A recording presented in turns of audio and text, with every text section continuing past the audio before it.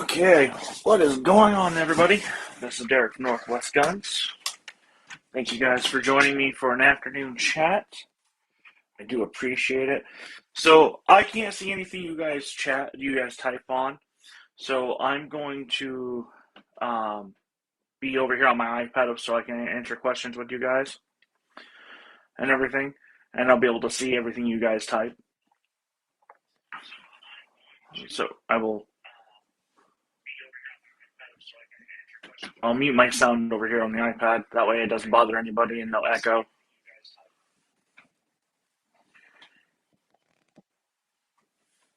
So, guys, it's been a while since I've been able to do a live stream with you guys. I'm in the house.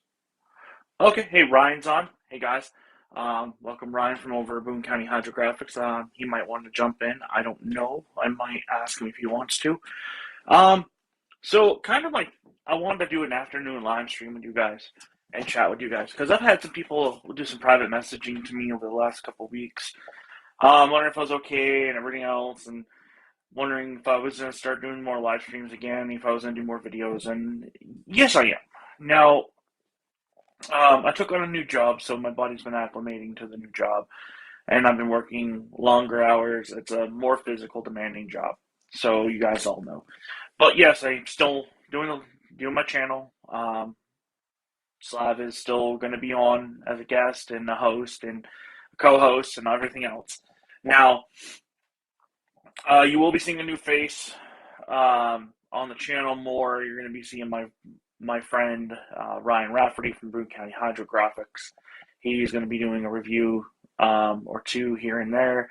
He's going to be doing some different style of footage where we're going to be bringing on some hunting stuff. I'm going to be going out to North Dakota. He's going to be coming out here to Montana. We're going to be doing competitions together, team competitions, one-on-ones, and everything. And we're both in the Western Precision Series for shooting this next year. So we're going to see who's going to get the most points and who's going to go where. I'm having a good time with it. Me and him had a great time over at the Badlands Steel Challenge. More than likely, I probably will go again this year. So, a big discussion I want to have with you guys, and this has been a big topic of video, and I've had some people actually ask me why am I going back to a caliber that is so basic and nostalgic compared to a lot of the stuff like my 6GT. I'm gonna grab one for you.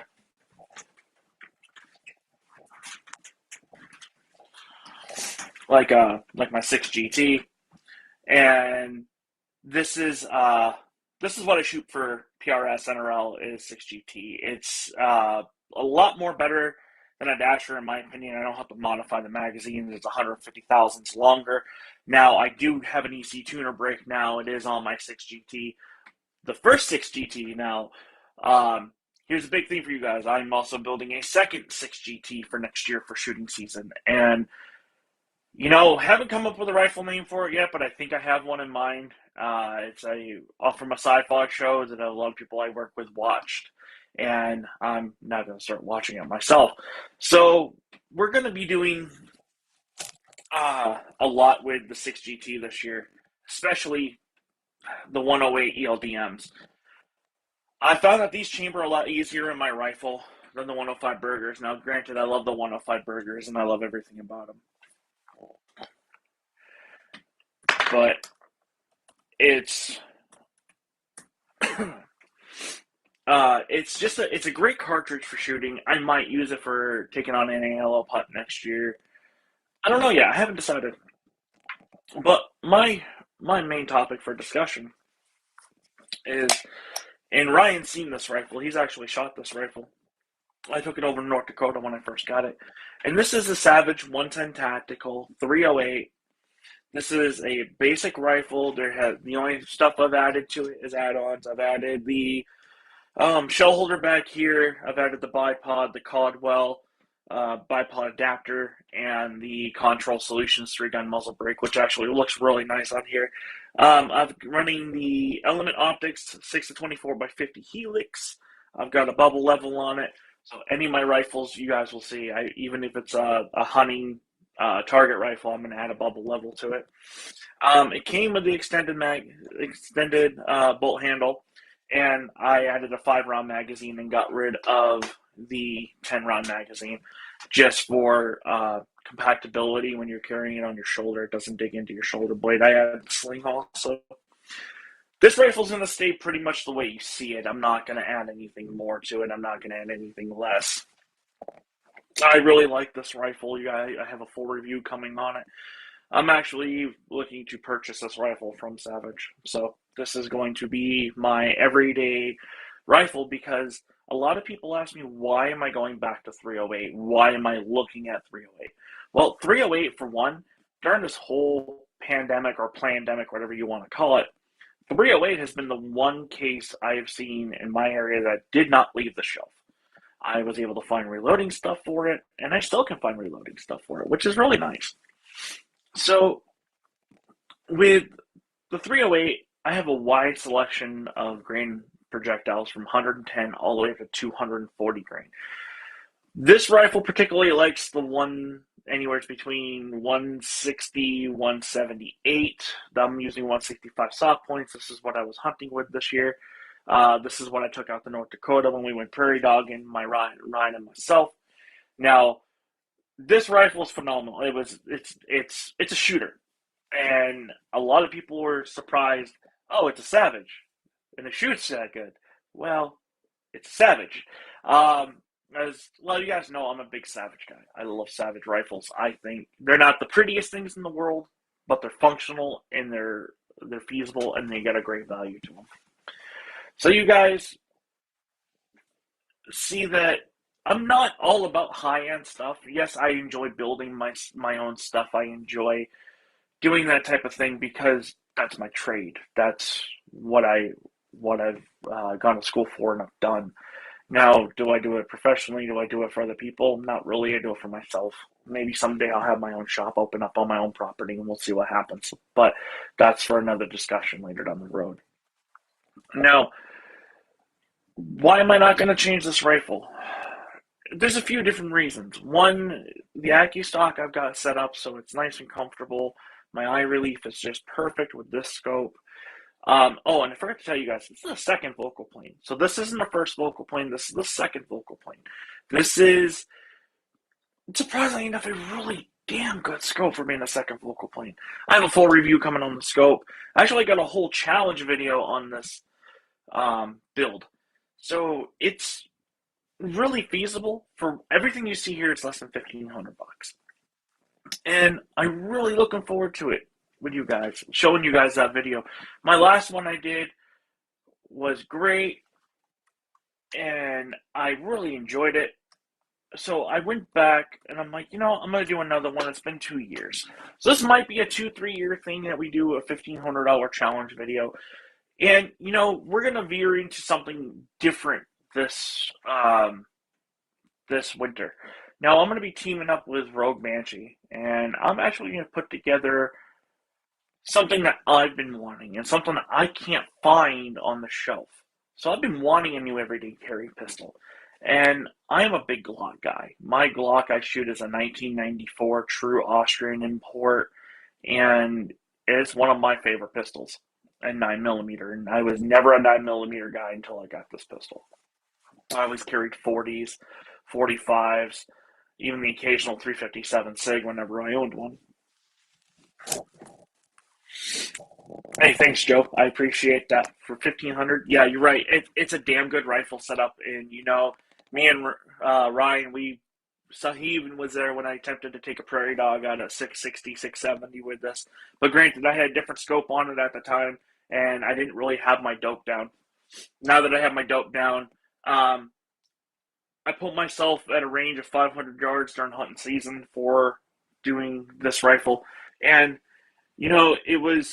I almost took a shot at an animal at 500 yards. Unfortunately, the animal turned its butt, walked into the trees by the time I even had a shot. And I'm not going to shoot something if I don't have an ethical kill. So I didn't get to go out and do a lot of hunting this year. My wife and my son did more than I did, but because of my new job, it wore me out, and that kind of sucked. But next year it'll be a whole different story. I'll be acclimated to it, or I might even have a day job by then. So a lot of you guys ask, where do I do my builds? And that's a question that's come up in the past a couple times. Well, what you're seeing is part of my workbench, and my workbench extends about another 4 to 5 feet down that way. Now, I put this whole workshop together myself over the last 2 years. I'm kind of proud of it. It's nothing. A lot of people would walk into it and be like, "Wow, it's nothing amazing," but to me, it is because I never came from a lot. So I've always been taught to take something and make something out of it. So if you guys ever want to do like a workshop tour or anything like that, we can do that. Or I might even switch camera views and go over here to the new workbench that I just got done building. And I have 3 presses now set up on my workbench, 2 charge masters, 2 trimmers, 1 bench priming system. So for me, it's pretty amazing. And I just got into reloading like 3 years ago. So this is kind of like I got everything to reload everything from 223 up to 338 Lapua, all the normal stuff I reload, and then all my pistol stuff, 9, 40, 45, 357, 38. So I'm gonna do a review on the Chargemaster Light and my opinion of it. I'm on my second one now. My first one broke. I got a Chargemaster 1500 I picked up, and that one works phenomenal, surprisingly enough, for being 8, 9 years old. They always say the older stuff works the best. I need a bolt gun at some point. I'm working on the first.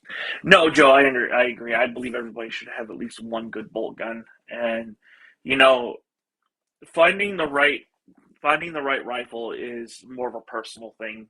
And this is what I tell everybody: go look at different brands. Just don't be a one brand kind of guy. Now, honestly, I had this rifle on order for 6 months in the 6 ARC.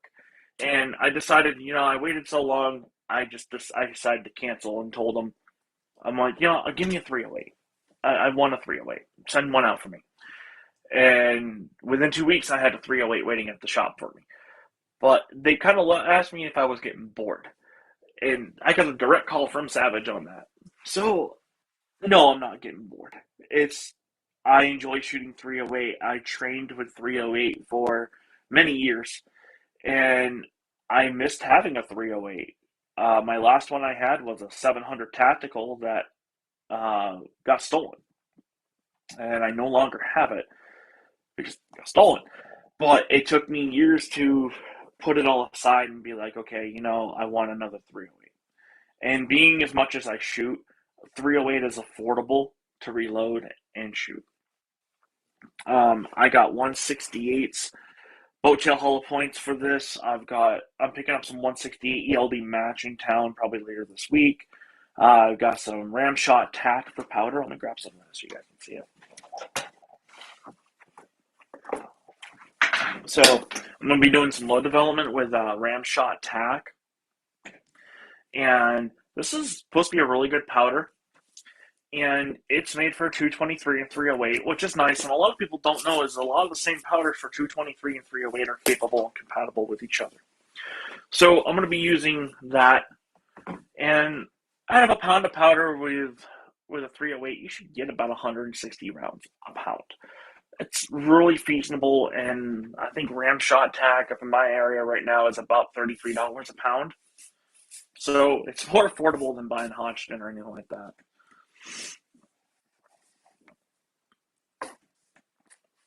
Yeah, Joe, I agree. 270s and 243s are flash shooters. That's why I shoot the heavy grain 243 caliber bullet on my 6GT because it's a 6 millimeter. Um, I don't have a 243 per se myself. I am going to help my brother-in-law build a 243 Ackley Improved. That's been one of his dream cartridges to do. And he's a big 243. You guys saw him on the last live stream. That was Spencer Kaiser. That's my brother-in-law. He's the one who got me into reloading. Now, I'm looking forward to working on that project with him, and we'll see how that one goes. And we're actually going to play an EC tuner break on that one. Also, same with the 338 Lapua, actually improved. And for 270, Joe, both my wife and my son shoot 270 for hunting. The 270 is great. I know Ryan runs a 243 as a backup. Next, he's working on is a 22 Creedmoor. You guys will have seen that rifle. We're going to bring that one on a live stream. We'll put it off the side like I am my 308, and we'll do that. Now, a lot of people are wondering. Once again, I'm going to go back to the discussion of why 308. Well, 308's been around for a long time. It's been around for well over 40 plus years. And here's the plus side with 308. It's world renowned. It's a NATO cartridge. You can get it in small or large rifle primer pockets. I shoot large, preferably. That's just the traditional. I've been having people tell me go with small rifle primer pockets, but it's small rifle primers are hard to find in my area.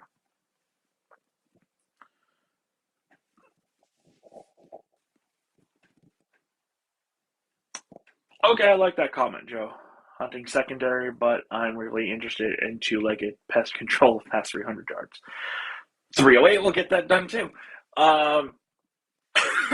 So I'm not veering away from the 6.5 Creedmoor. I'm not veering away from my 6 GT or my 338 to the 300 PRC.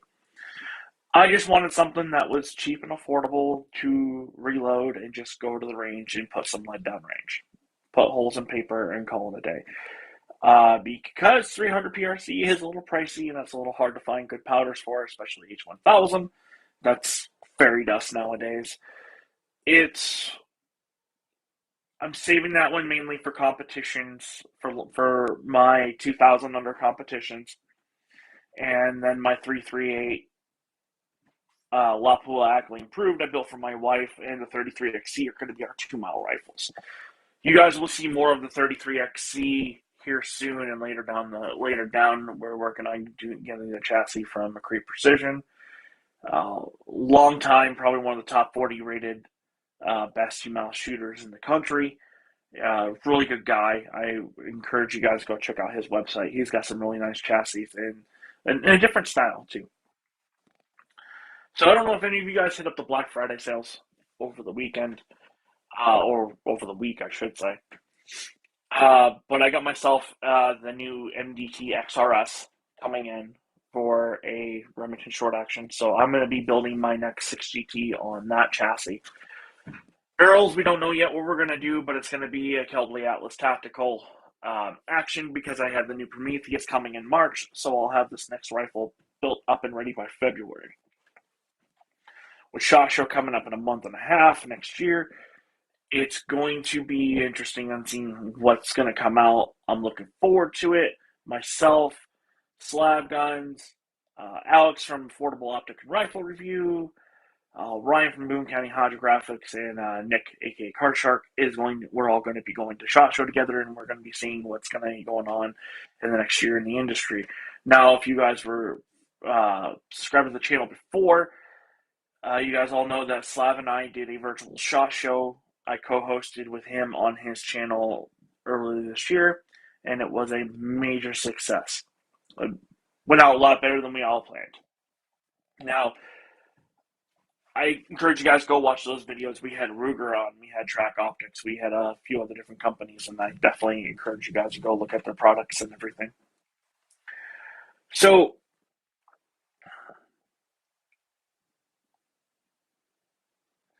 yes, Ryan got blessed on Black Friday too and got a really nice ACC chassis for his 22 Creedmoor build. I'm still trying to encourage him to go to the 6GT. I think he's gonna. We'll see. But, and an EC tuner. Now, right now I'm supposed to be at the range doing my everything I need to for the EC tuner. But unfortunately, my Caldwell chronograph is shot. It's done. It's throwing error codes, 15,000 a second or 15,000 a minute. So that chronograph is shot. It's dead. Now I need to get a new chronograph. So that's going to be in the workings. You guys might see that. You guys will see that later on the channel. Probably going to get a Magneto Speed. I don't know if it's going to be a Sporter or if it's going to be a V3, but my chronograph is done. I've noticed anybody who actually has one of these things, even if you take care of them, they only last a year. So it's $100 fit and paperweight at this point. Screw it. It's going in the garbage later. Unless I can get a hold of Caldwell and I can reset the programming for it. We'll see what they can do. So, but guys, throw some questions on here if you guys want. I'll answer just about almost anything. If you guys have any questions, like any rifle recommendations you guys want to look into or anything like that, and we'll go from there. If you guys have more questions about my EDC build I want to do, now I will say I was able to score a really good deal on a Lone Wolf 80% frame. So Lone Wolf is out of northern Iowa. Sorry, not Iowa, Idaho. So they're a Northwest company. And I bought parts from them over the years and everything, and I finally got a hold of one of their new frames on, actually one of their full pistols at a local shop, and I really liked it. But there was something missing on that pistol that didn't have what I wanted. I wanted an RMR cut. I wanted to do something custom. I wanted to give it the Northwest Guns touch. Instead of just buying something and ripping it apart, I'm going to build it from the ground up.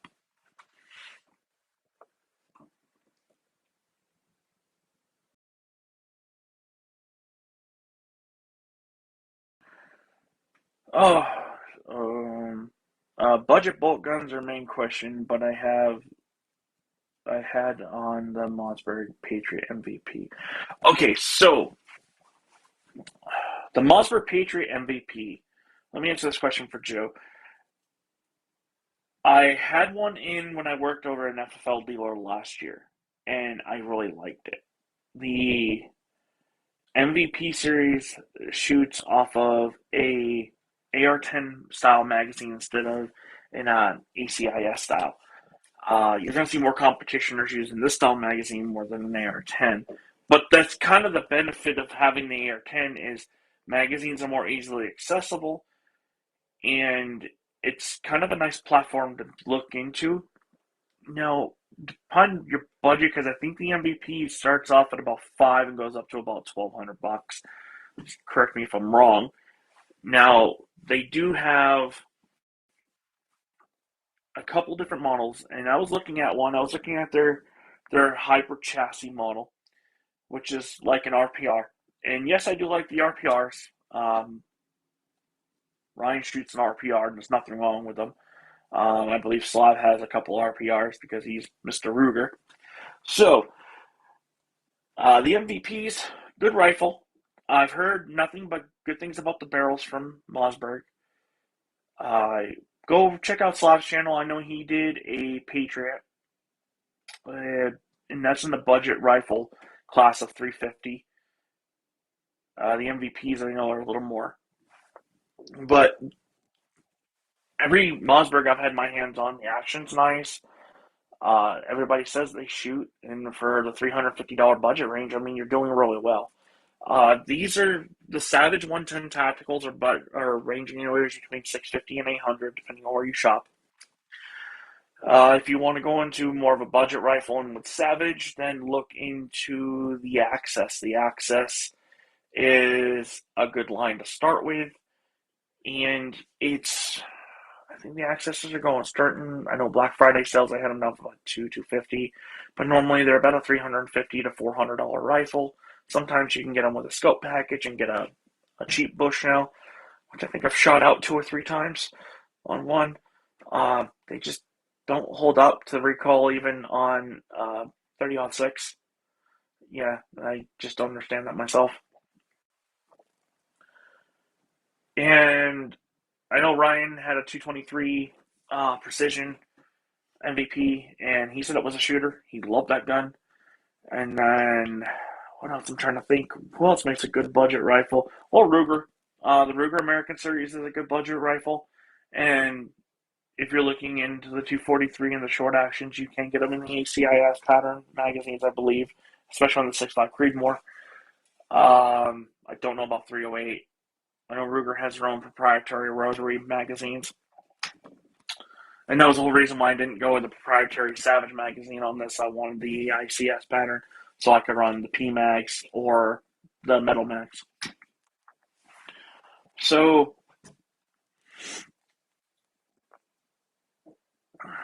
trying to think what else is in the budget line. So, when I go shopping for a rifle or I have somebody asking, hey, what's a good rifle?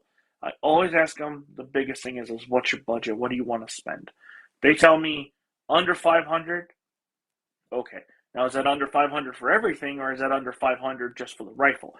So that's going to be your big question, and your big thing is like, what is your budget and what are you running at? Now, for a good scope, the Helix 6 to 24 by 50 second vocal planes are running about 389 to 399 right now, and the first vocal planes I believe are like 449. That's completely your option in what you're more comfortable with. I based this one on being a hunting and target rifle, so a second vocal plane worked well for me. I did request the first vocal plane, and this is what they sent me. But it was a mess up, but it was a good mess up because I really do like the second vocal plane. And what's nice about it is out to 500 yards is I can hold over on this, and I don't have to dial. So it is kind of a plus side on that. And with being 6 mils a holdover, it works out really well. So I guess Joe, set your budget, what you want and for your whole package. Like I said, this one was under 1,500 on the challenge. I think I totaled in around 1,428. So you could definitely do this one cheaper. The rings I have on this are Warren Mountain Tech rings. I really like Warren rings, and those Mountain Tech rings range anywhere between $120 $150 a set.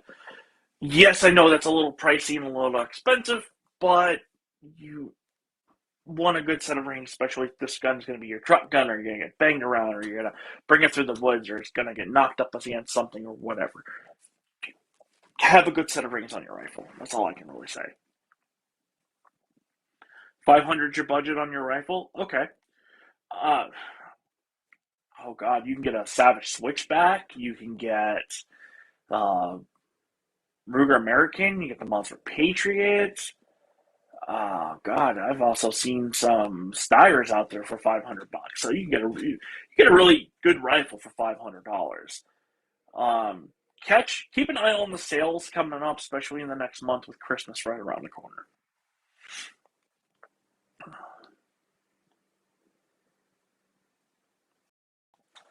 So I would get something from MDT right now. I'm working on other things later down the road. Yeah, MDT is running a really good Black Friday sale. I think today's the last day for it. I know XLR was running one hell of a sale on their Black Friday sale. Anarchy Outdoors, I highly encourage you guys to go over and check out them. They were running 10% off the entire store, and then they got the new pistol products out and 25% off of their pistol products. So I would definitely go over and check out them for sure on that. So I highly encourage. Oh, so Ryan just wrote in. He wants the 110 tactical and 6 arc. Here's the downfall with the 6 arc that they did in the 110 tactical, and I was not happy with it. And the reason why I did not go with it, it has an 18-inch barrel. Now, after talking to Kenny over at Desert Precision Gunworks, he built a 6 arc on a Savage platform in the XRS stock, and he's got over 4,000 rounds through that barrel. Go check out his channel. He's got a video on it, and I was highly impressed. I just haven't jumped into the 6 arc yet because I just don't want to reload for another caliber yet. That's why I'm doing a second 6 GT.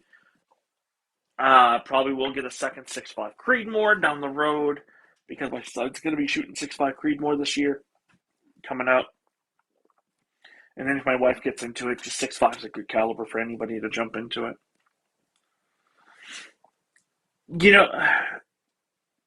And okay, guys, go over to Kenny's channel, look at his 6 arc build.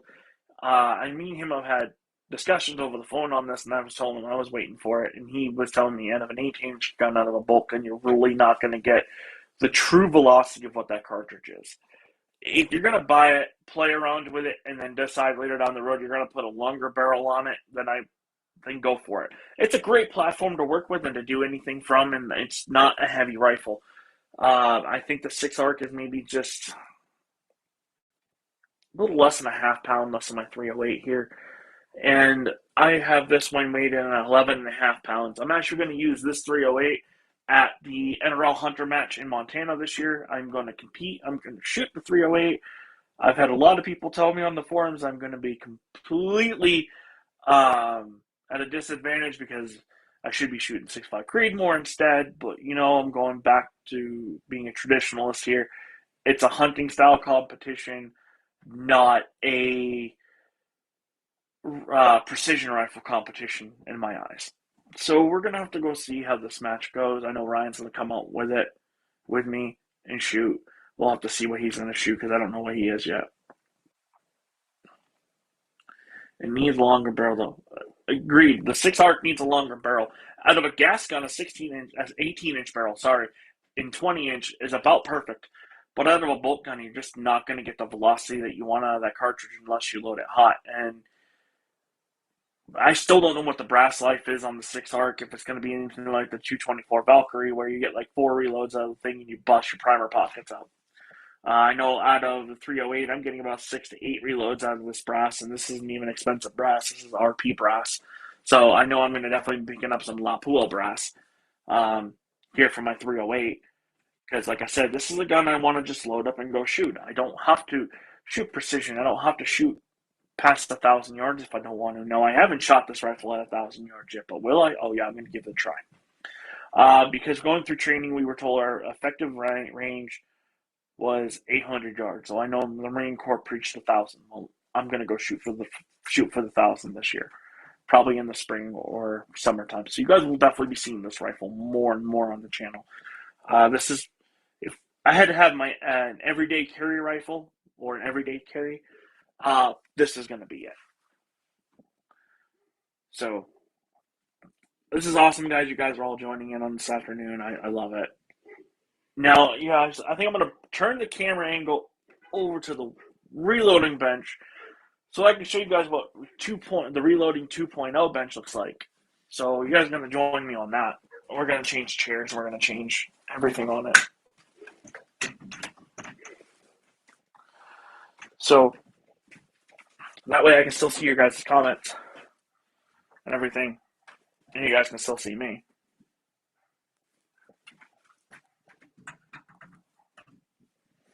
So you guys can hear me, but you guys can't see me right this second. But you guys will. Just give me a second here. I got to move my stool over here in the corner. You guys can see Reloading Bench 2.0. So this is Reloading Bench 2.0. This is a project that me and my son Gavin put together. Probably in the last 2 weeks ago we did this. So this is Reloading Bench 2.0. Now,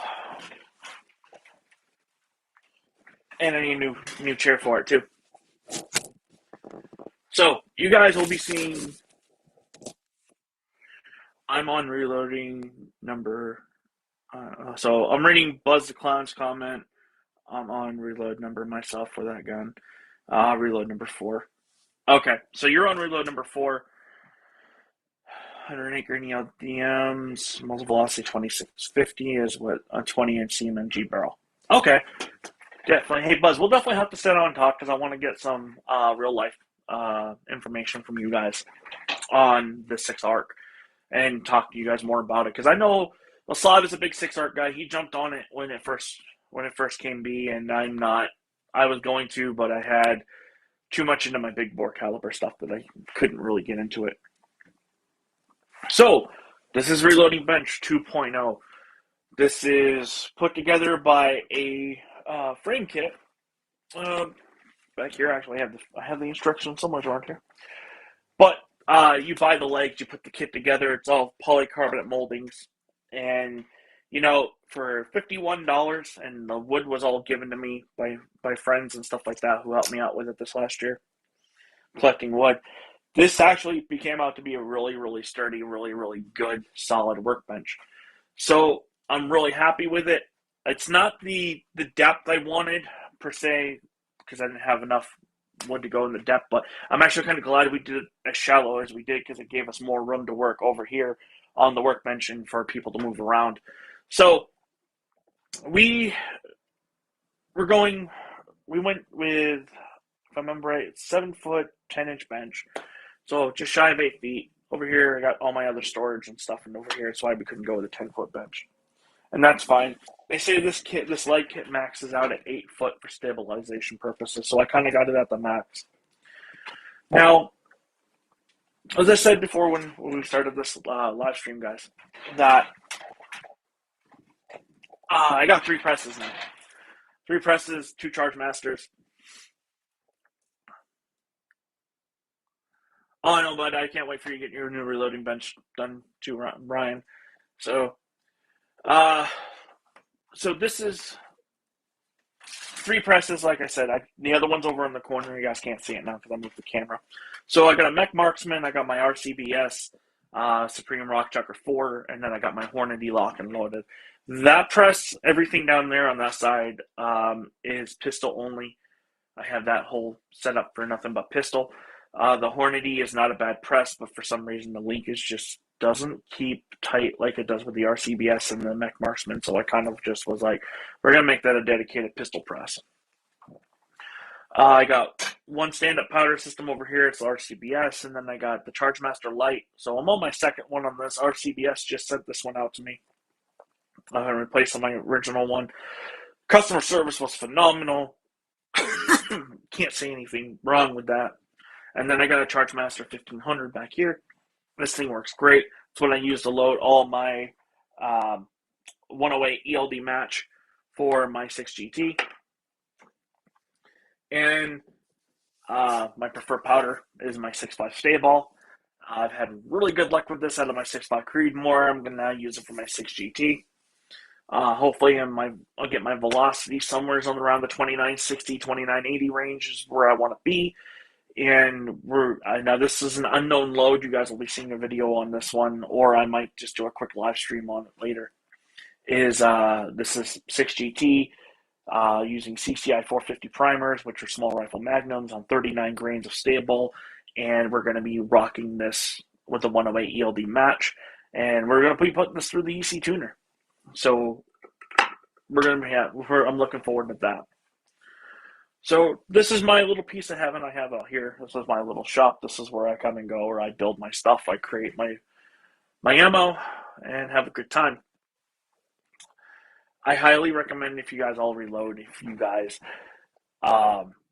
invest in good tools, calibers, trimmers, powder stands, powder dispensers, electronic powder dispensers, reloading stuff, hand priming systems. So my whole thing was I originally designed, I wanted to have a shoot team together. Well, we kind of had a small one and it kind of fell apart. So it's just everybody kind of had their own thing. One guy got deployed, one guy works days, I work nights, and my buddy John, you guys saw, helps me out with some video production from here to there. So, but my son reloads with me, and we'll come out here. He'll reload one caliber, I'll reload another. So this is why I have the RCBS press now, is so he could load his 6.5 Creedmoor. I can load my 6GT. We have the 1 bench priming system. We got 2 hand priming systems. So I got an RCBS hanging up on the wall, and I got a Lee inside the drawer over here. So everything is set up so there's enough of everything for everybody to have one of each thing. And presses, and I've had a lot of people asking me for recommendation on presses lately and where I stand on them. What I have is what I like. The Hornady, it's good. It's lasted me 3 years, but I've always got great luck with it with reloading cartridges.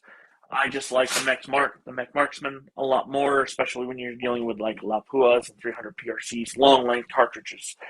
33XCs and stuff like that. For your long length cartridges, your magnums and everything, I really like this press. Now, the RCBS I just got, we really haven't loaded anything on it. I've done some decapping on it, and I really like the option of left or right-handed. Same with the McMarksman, just loosen the butt, left or right-handed. Now I have this one set up for left-handed, this one set up for right. Powder dispensers, I have manual, and I got the electric, like I said before. Tricklers, weighted base tricklers are one of the best in my opinion. I don't like those plastic Hornady ones. They're not worth the money you pay for them. Now, Hornady does have an electronic vibrate trickler. I've thought about buying one just because. So, let's check out the comments. That powder that I'm going to start playing with, needing a backup for H4350. Yes, 6.5 Stable is a great backup powder for 4350. It actually burns just a tad slower, and it's a sulfuric ball powder. I don't know if you guys can see that or not, but I do apologize. So I've been using this powder for a year now, and started with the 6.5 Creedmoor. I shoot 145 grain barn match burners out of it. And being a VLD bullet, let me see if I even have any available here to show you guys. Ah, I do, actually. Okay. Nope, those ones aren't open yet. So, being a VLD bullet, you need a very long-standing system for it. So, I do have a VLD seating system, the Frankfurt Arsenal. So, I've had really good luck with the 145s. I want to get some 147s, and I kind of missed out on some. So, if you guys can see this, this is a 145 match burner. Now, these I'm getting up to just shy 2,700 feet per second, and that's pretty much where you want to be, where it's just under max. I'm running about, 7/10 of a grain under max.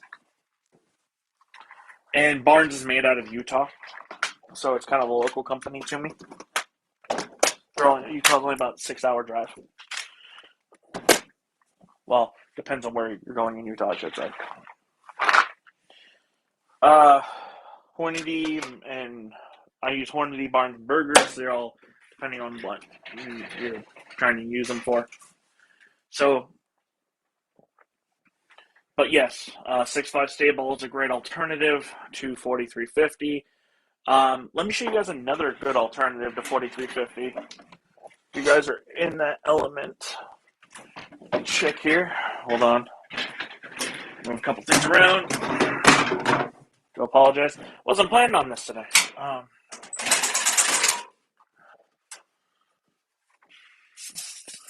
Okay, here it is.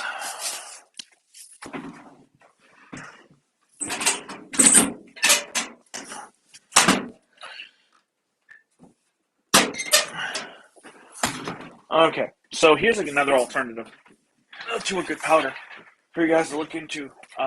Is IMR 4351. This is an Enduron powder. This is temperature stable. I have 2 pounds of this. I have not used it yet. Not that I haven't wanted to. Just haven't found any more. So that's another good powder. An alternative powder to 4350. I have not shot 4350 out of my Creedmoor. I have not shot 4350 out of my GT. Those are two powders that are recommended and can be used. Now, I kind of went alternative because I know 6.5 Stable is popping up more often than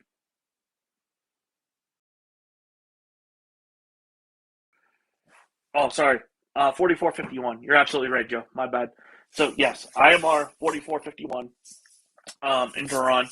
This is an alternative for 4350. It also works good on 6mm Remington, 6 Creedmoor, 30-06, 300 WSM, 338 Win Mag. It says 416 Rigby. So, I did not go the route like everybody else did with 4350 out of my Creedmoor. And I did that for a reason. It was because 4350 is so damn hard to find in my area that I didn't want to get low data and get stuck on it and not be able to replace it. So I figured with 6.5 stable, I saw it all over the place. I saw it was as popular as it was now, and I was like, okay, I'm gonna get this. This is gonna work. Well, it works, and I've been able to find it, and that's what I'm using. Oh, in reference to match burners. It looks a lot like the 140 in Boja Hollow Point. I run about those the same speed. Yes, the 145 match burners do run almost on the same load data between the 147 grains and 140s. There is no actual official load data in any books for it. I actually had to create my own load data on it, and then Stable actually had load. Winchester came out with load data for the 147s, so I kind of referenced what I was shooting to the 147s. Now my bolt lift started hitting at about 42.9 grains, so I'm running out, and my accuracy node was right about 42.7, 42.8. So I'm running just shy of what my max load is on my bolt, and and it's a shooter. I had a friend of mine named Ross. He shot it at his house at his 600-yard steel, and he was shooting rounds on top of rounds, and he was like, God damn, he's like, that thing is a shooter, don't touch it. And we were shooting that with the 14-ounce dart trigger.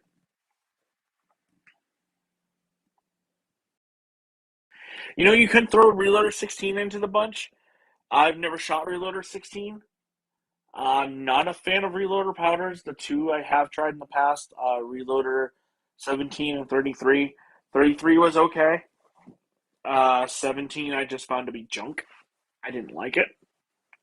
I could never group anything with 30-06 with Reloader 17. But I've heard good things on 16. I've heard it was good for the the 6 Creedmoor, and I've heard a lot of people using it for that, especially with the 112s, the 112 match burners. If I remember right, Logan from West Is a Shooter shoots the 112 match burners out of his 6 Creedmoor. Barnes might make a good bolt, but I just have some Barnes on my G3 Taurus I'm carrying right now. I have not shot anything when it comes to Barnes for bullet for pistols.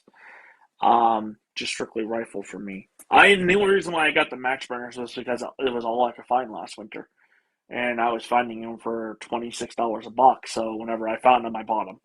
And now I think they're up to about $40 a box. Same up there with Hornady and Nosler and anything like that. You're gonna spend more on Burger. Burger shoot well, and I have never had a problem with anything Burger.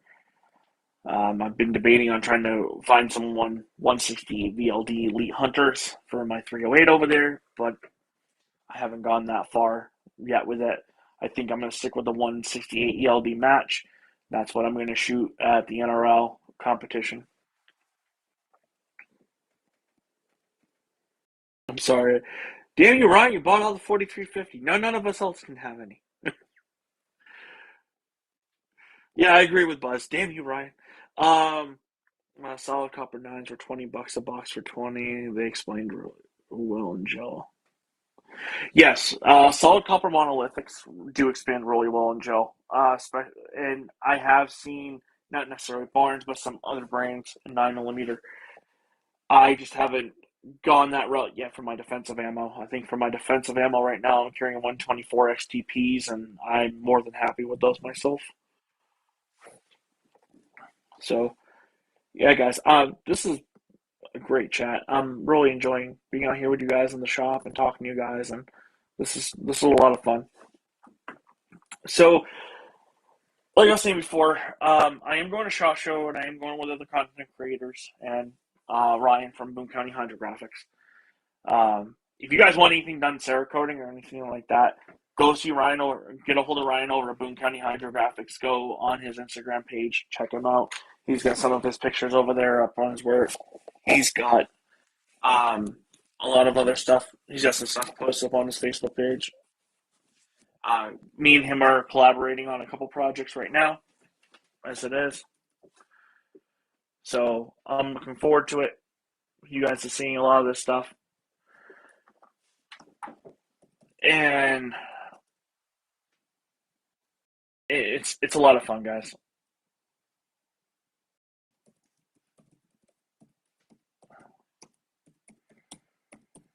So Ryan does really good I don't want to say hydrographic work, Cerakoting work.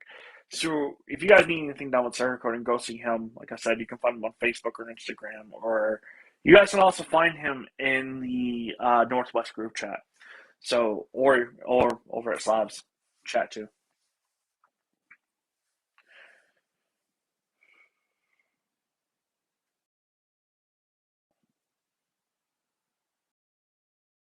Okay, that's good. That's a good one, Joe. With the XTPs and American Gunner Punches, Aegis two olds. Okay. So back when I was a law enforcement officer, I want to say many years ago. It was less than a decade ago. We were carrying gold dots. So in my department, we were allowed to carry their 945, 357 SIG, 40, 45, or if you're an old timer, 357 Magnum or 44. We were also allowed to carry 10 mil. I carried a 40 on patrol and a 45 when I worked teams and warrant teams. So, and we had to carry um, gold dots. I wasn't too big of a fan of them at the time. I've gotten a little better. I've gotten some right in there I'm going to play with. I think I'm going to hot load them myself. So,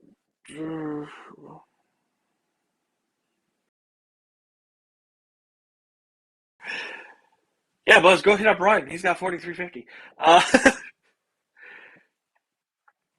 Yeah, if you guys want to get into like pistol caliber discussions and stuff like that sometime, I'm so down for doing that. Like I said, I carry 124 XTPs. That's what I could find at the time. I got some 115 grain gold dots. See, gold dots have been the gold standard for law enforcement ammunition. Back when we had to carry them, I didn't like them because they didn't hit the velocity I liked out of a 9mm. That's why I never carried a 9. I went and carried a 40. Um, but I'm also a big fan of the 40. So I just don't understand why the 40 isn't as popular as it used to be.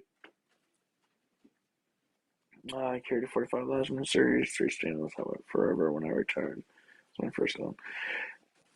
45 is a great pistol. If I had a 45 Colt Commander, that would probably be my everyday carry. My problem is I'm just such a Glock guy. I've carried them for 20 years now. Started off with a Glock 21, and I've had a 22, my 19, 27. Uh, One other one I've never been able to get my hand hold of is a Glock 32, which is a 357 SIG. That's one of my favorite cartridges, and it's pretty much a dead cartridge now. Ryan showed me the purple gun. I like it. Yes, me and Ryan are working on my RPR rimfire. He's Cerakoting my chassis, plum crazy purple for that. And Anarchy Outdoor sent me in some of the new purple parks. Their whale tail and their back end bolt cover. So I'll be showing you guys all this when we get everything put back together on that. And pretty much the RPR is going to be a finished project. That's my 22 competition rifle for next year. I was kind of maybe hoping that we would do a CZ 457, but I don't know, with money and this new job, we'll have to see what happens. Or with sponsorship, actually. We'll see if I can get a company that will work with us on getting some parts. Maybe we'll build a 457 that way. So, I had a Glock 20 Gen 3 and a Glock 21 Gen 3 long slide years ago. Recollection kind of. The Glock 21 was one of my favorite 45s. It's probably one of the most reliable 45s I've ever carried. Glock 20 I have no experience with. Not really a 10mm guy. I've shot them. I've just never owned one. I have everything to reload for one, but I've just never owned one. And so Yeah, I got projects upon projects that we're working on, and I apologize, guys. I just haven't been able to make the content like I've been wanting to. But with this, we're gonna set a schedule for next year, and I'm gonna try to stick to the schedule and everything. We might take one of my 45 1911s and turn it from a 45 ACP into a 45 Super. That's been something I've been wanting to do for years. And that was a big discussion with me and my brother-in-law Darren a while back, was what's better, 45 Super or 10 millimeter. And that's been a discussion for a long time, especially with people out in Alaska. I think Alaska Ballistics may have done something on that. Maybe I should get him on here and we can talk about 10 millimeter, because I know he's a big 10 millimeter guy. 10 millimeter is still spendy. Last time I saw 10 millimeter on a shelf, it was 40 $45 for a box of 50 ball ammo, and it wasn't even full loaded 10 millimeter.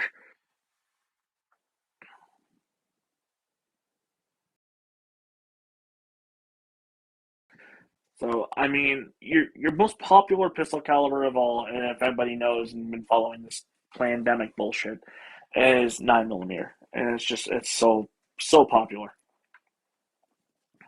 So and with everything, and it's so popular. I want to make sure my mic was still going because I'm actually using these new earbuds my wife got me for a birthday gift. But guys, this has been a great live stream, and thank you everybody who's shown up and everything. But we're not going yet, but I just wanted to say thank you. Let me know. I want to know more what you guys use for reloading. Let's like what dies do you guys use? Do you guys use Hornady? Do you guys use Ready? Do you guys use more higher end dies and stuff like that? I know we're getting the 338 improved ones sent out to get made here soon. All the brass for it, and let me know what you guys use for tools, because it's always interesting to see what other people use compared to what I have. I use the very basic when it comes to dies, and I've had really good luck with them. Hornady is one of my favorites. Had really good luck with their 338s, their 300 PRCs, 308s. I had to send back and get them fixed, but they work. Do you guys use case gauges? Do you guys go face to ogive? Do you guys do overall your coal, which is your case overall length? Let me know how you guys reload, because it's kind of interesting and how everybody does it, because everybody does it just a little bit differently, and I find it very interesting. I just started to do um, uh, face to ogive myself, and I've also got the headspace comparator gauge, which I've just started to get into that more advanced stuff myself. And I find it interesting how the measuring it is just a tad different from doing the coal length. Because my coals can be the same on each bullet, but my base to ogive is just a 10th or 20th off every time. So let me know what you guys do.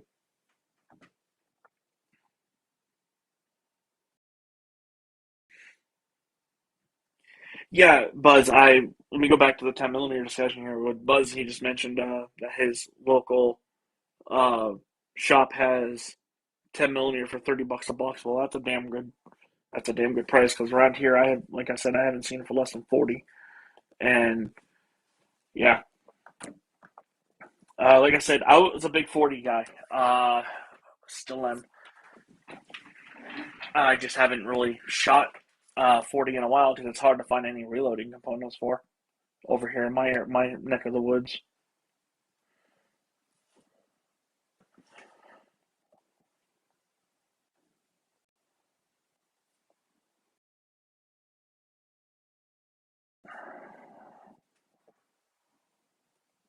So anybody who's not able to um, jump in the chat, so I'm running into you guys in the chat and asking you guys a question now: is how has Brass been able to find for you guys? So Brass has been up and down, depending on what caliber you're looking for. 308, I can find it. 6.5 Creedmoor, once on a blue moon.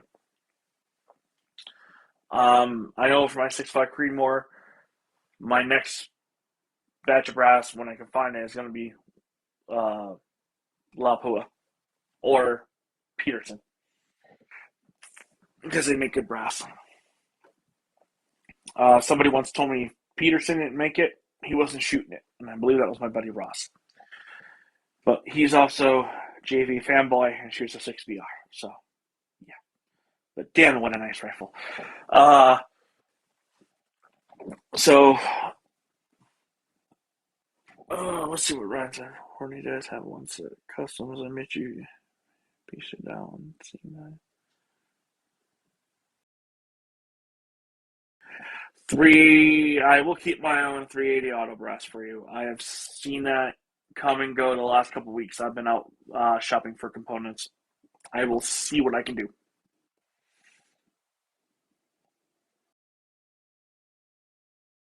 Really, Joe? You've been able to find primers? Damn. Um, and then you're the man. Then, if you can find primers, because because I've had to have Ryan buy primers for me because I haven't been able to find primers.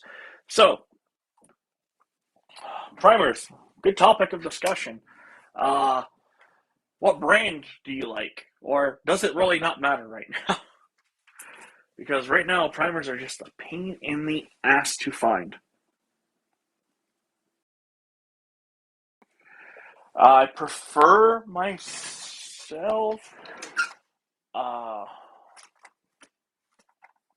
Depends on what I'm shooting, especially for my 300 PRC, Lapua, and 33XE. The Federal Large Rifle Gold Medal Match are one of my favorites. They're consistent. I've never had one not go off for me. CCI, luckily in the last year I've been shooting CCI. I've had some damn good luck with CCIs.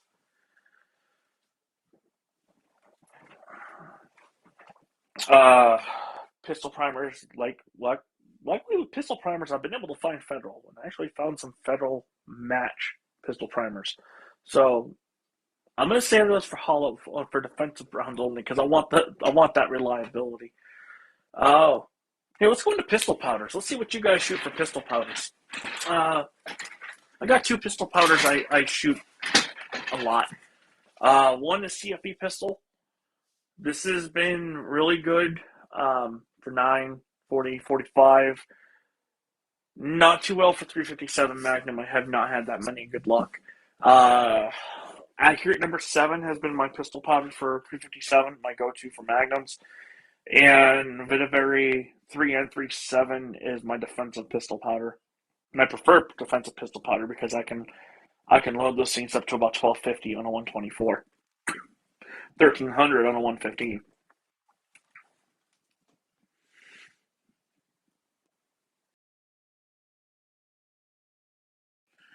Okay, Joe, you were using red and blue dot.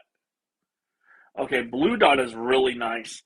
Uh, Red dot is good too. I've never actually used it, but I do know people who have. Blue dot is really good 9mm because you can do a compressed load and get those things up to about 12, 1225.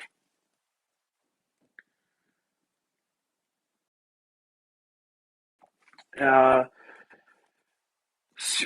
CFE pistol, my hottest load I've gotten these two is about 12, 12, 15 for 9mm, and I was running 115s. 124s, I'm sitting at about 1150, which is nice. With my 115s, I like to be at the plus P load, and the next build that we're doing, my everyday carry that I want to build is going to be shooting nothing but plus Ps for the most part. Maybe down the road we'll do that one. We'll have to see how everything is sitting. Oh Jesus, it's from the 70s. Oh, so yeah, it's some potent powder. Be safe. Um, don't be like somebody else I knew that loaded some 10-year-old H414 and their 243 on a 55 grain Armageddon. Became shrapnel and took out his chronograph, which is what we're probably going to do with this piece of shit over here. I'm sitting on my workbench. I think we're going to set it at 500 and take pop shots at it. Hornady 6 arc and RCBS. Okay. So RCBS dies, when it comes to pistol, I've had really good. I've had some okay luck. Some about 50-50 when it comes to pistol dies. The rifle dies, they're short base ones. Really haven't had that good luck with them. The sizing dies, yes, but their seating dies, no. Okay, so I haven't used Forester dies yet at all. I almost bought 28 Nosler Forester die set because I was planning on doing a 28 Nosler and comparing it to 7mm, but I decided not to at the time. So, like I said, a lot of my stuff is Hornady dies. I'm using Hornady 6GT dies. My short base dies are always mainly RCBS, but I'm not running any gas guns right now. Myself, particularly. If we do any competitions, Ryan will probably run a gas gun, and I'll run my bolt guns. I put a heavier spring in my G3 for plus P and plus P plus, so I can run everything the gun will run. Mixed mag, steel, aluminum, brass case.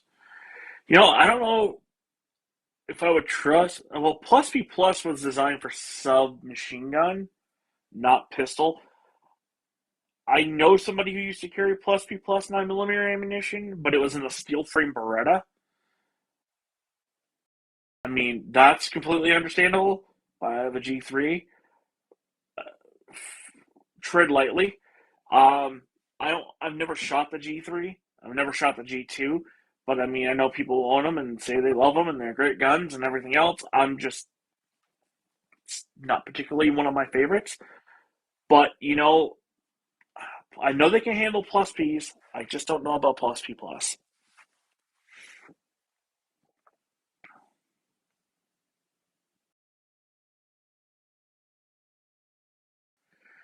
Auto comp is good powder. Like I said, accurate number 7 is what I've had really good luck with. And I haven't seen accurate number 7 on the shelf in 2 years. So that's why I haven't really been shooting anything Magnum based pistols. Wow, really? It says in the book plus P plus is okay? Oh shit! I should tell you where to find some powder, some good powder, and give you some load data for some plus P plus because I won't even shoot plus P plus out of my Glock 19. Wow. Okay, go for it, man. Uh, so I've never used auto comp there, Buzz, but I know it's good powder. It was a pot, it was real. I haven't seen it in a long time in my area, but I know a lot of people who used it because he used to come in and tell me it was great powder for this and that, and I'm like, okay, fair enough. CFE pistol. My brother-in-law got me hooked on this when I first started reloading, and this is just what I've been using. This stuff has gone up in price. It used to be about $18 a pound. It was about 20 down in Boise. Up here now because of the pandemic. Let's go fucking Brandon. Now it's about $30 a pound. So pistol's not, unless you're reloading in bulk, it's not really effective, and I don't really recommend it. But it's fun. It's fun if you shoot it a lot.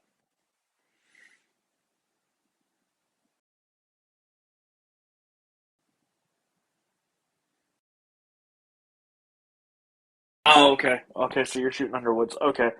Yeah, Underwoods is good ammunition. Pricey, not something you want to shoot all the time, but it's good ammunition.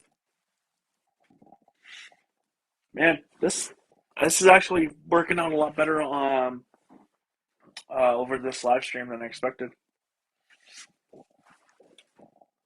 I will check your picture out here in a little bit there, Buzz.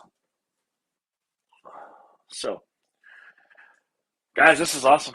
I'm glad because this is how we're going to be doing the live stream out in Vegas. We're going to be doing, I don't know if we're going to do nightly or if we're going to do one big long week live stream in one night. out there with me, Alex, and Ryan, and Slav, and everything, and we're gonna do it that way. Uh, but we'll figure it out. It's all gonna be.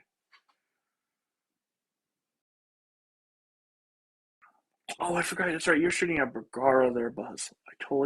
I I thought you were shooting an RPR, but no, that's right. You're shooting a Bergara. Okay. Uh, I got your six with a gas gun. If we do that. Oh, Ryan, I know you got my six with the gas gun. So, and I will be running.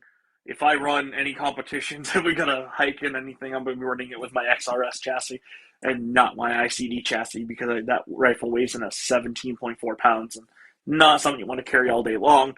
But you know something, it's not it's not that bad of a rifle. I used it over at the Badlands Steel Challenge. I think now with the EC tuner and actually having my dope on point, that rifle is going to be a knockout, drag out rifle.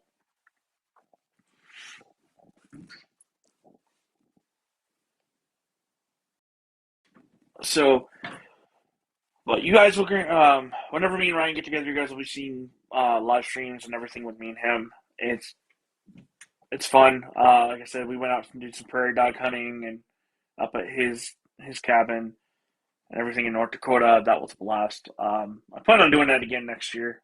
I had so much fun with it. I'll definitely be making more ammo to go this time. I think I only brought 30 rounds with me this time, 30, maybe 40 rounds. I think we're going to load up 100. Yeah, we'll load up 100. It won't, it's not that expensive to load up that much on 308, so I think maybe, what, $40, $50 for 100. It's not that bad. And when you're popping those little rodents, it's so much fun to watch them. But if you guys have any suggestions, you guys want to see, like, particularly any products, maybe I might be able to ask a company to get them in and we can do a review on them. Let me know. I'm trying. I'm still a small channel, and that's what a lot of companies don't like, but that's okay. I like being small. It makes it more unique, especially with the audience. Oh, see, I don't blame you if that was the only thing you could get available. I don't even know what AutoComp's going for. I know a year ago AutoComp was going for about $35 a pound in my area. Um, shit, I know the fairy dust I have over here, which I will not sell. You could offer me $500 a pound, and I won't sell it, and I'll show it, and I don't care. Um, it's the magical dust of H1000. I literally had somebody offer me $100 a pound, and I will not sell this stuff. This is this is the only powder that runs out of my 300 PRC.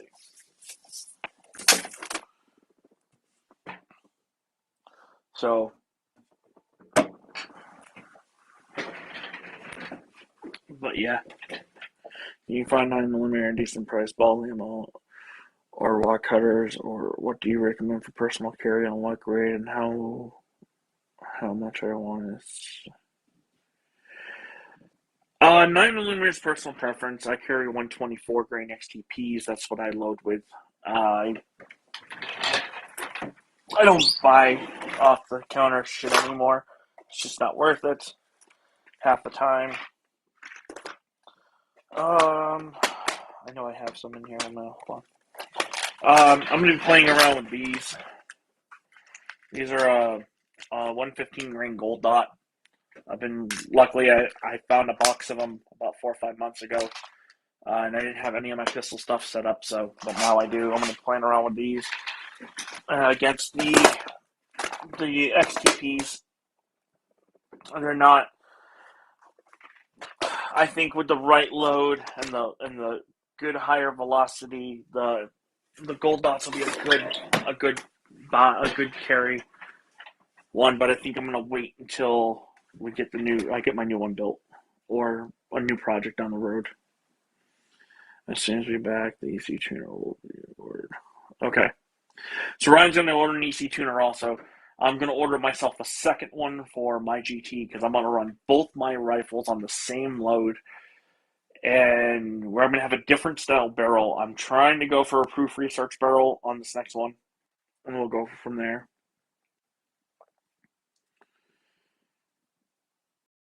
Okay, you got some 195s, Joe. That's nice. One of my favorite rounds, and it's no longer in production, was by who was it by? They were called Glaciers, and by Powerball, and they were a 135 grain plus P. No, sorry, 135 grain 40 cal, and they were hitting about 1325, 1330 feet per second, and they were really consistent, and that's why I like running the Vitavari 373 powder, because that's what they were running on those.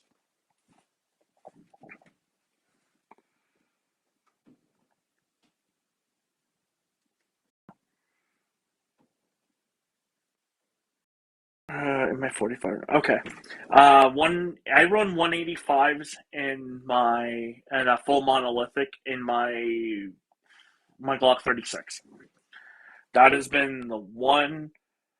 That gun does not like heavy grain 45s. It likes the lighter grains, and it shoots really accurate with them. And with being monolithics, I think I forgot what I'm shooting feet per second on those. It's just shy of 1,000. I'm shooting about 975 out of them, which is respectable, especially out of a 3.25 inch barrel, or 3.5 inch. But I'm trying to think of some more topic of discussions, guys. Help me out here. So a while since we've all gotten together and hung out. Oh, the group is with the EC tuner tuned on that load, and yet the same grouping at 190 yards as summer for the EC tuner. So, Buzz, are you running an EC tuner now on your rifle? Let me know. I know I am. Spencer, who was on the last live stream, he's running one on his 3.3 at Lapo. I highly recommend you guys go actually listen to that. I know it was an hour long, and it's not, and it was a short live stream, normal what we normally do. Damn, I'm going to Vegas on H1000. Dude, H1000, that and Rotumbo, man, that stuff is like fairy dust. They actually got some Rotumbo in about a week and a half ago up here, and I missed out on it. I was going to grab it for my brother-in-law.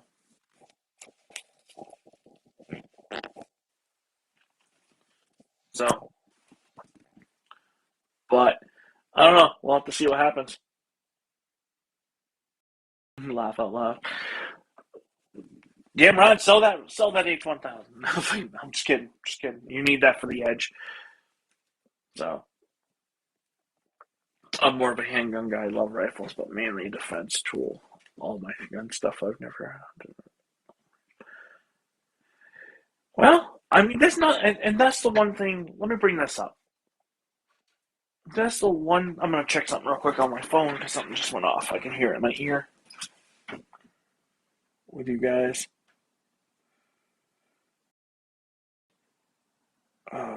Okay, my microphone's still on. Okay, so that's the one thing I love about the gun world. Is it doesn't matter if you shoot long range or you shoot precision rifle or if you shoot pistol for fun or carry for defensive purposes. There's always a topic of discussion for it, and it's always fun to know what everybody does. I'm really enjoy long range, as you guys know, and precision shooting. I'm going to get more into pistol competitions this next year because they run a lot of local stuff, because I'm not going to be able to travel as much as I was before, unfortunately. I wish I could. I had plans to do some sanctioned ELR matches out in Kansas next year, but I'm not going to be able to do them now. And that's fine. Life happens. It sucks, but it is what it is. Let me check my battery level here on my phone. Sure, it's good to go. Okay, so I'm going to unplug my battery now with you guys. Okay. Oh, shit. Hold on, guys. Hold on. Some technical difficulties here. Sorry about this, guys. Let me figure out what's going on with the video settings. There's me. There's that. Okay, we're back. So, okay. Sorry about that, guys. Do apologize. Technical difficulties. Had to check my battery on that so I could borrow my charger and put it on the iPad because my iPad's dying. If I don't have the iPad, I can't see what questions are getting asked. So, Super Bowl box of 12 shot 22.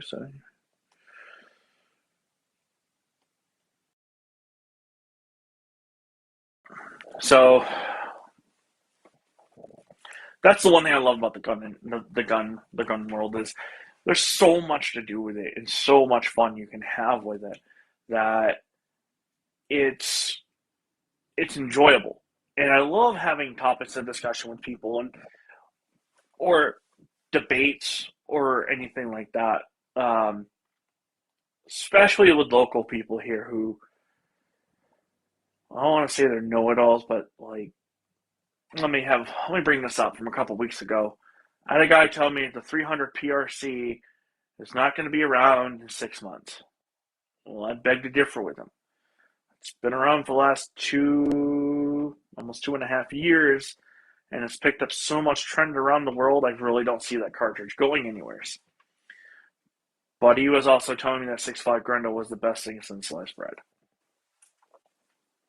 Which 6.5 Grendel's good, don't get me wrong, and I have nothing against it. I don't own one. I've built a couple of them for people, but it's not for me.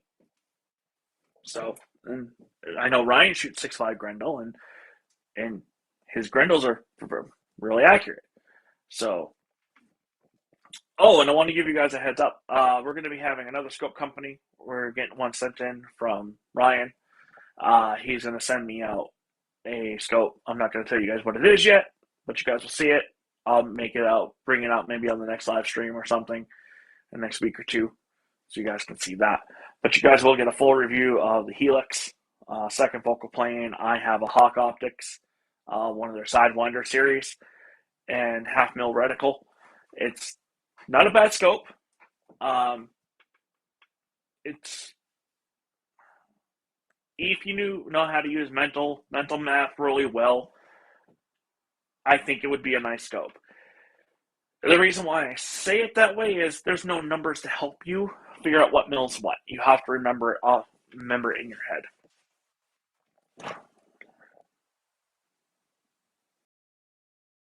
So Loretta is new to guns, and I helped her get her first and second one. She's part of my online group. That is in the prepared mind.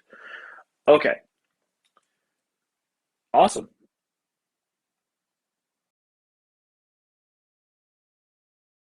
I figured there'd be quite a bit of desert to shoot in Utah, Joe. Okay.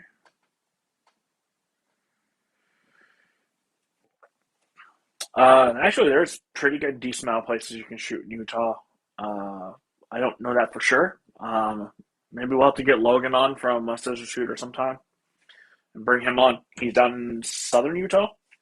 I know, and there's Aaron, who's one of the owners of Anarchy Outdoors. He lives up in northern Utah, so maybe we can get them on and we can talk about if there's any good areas to shoot up there in that area.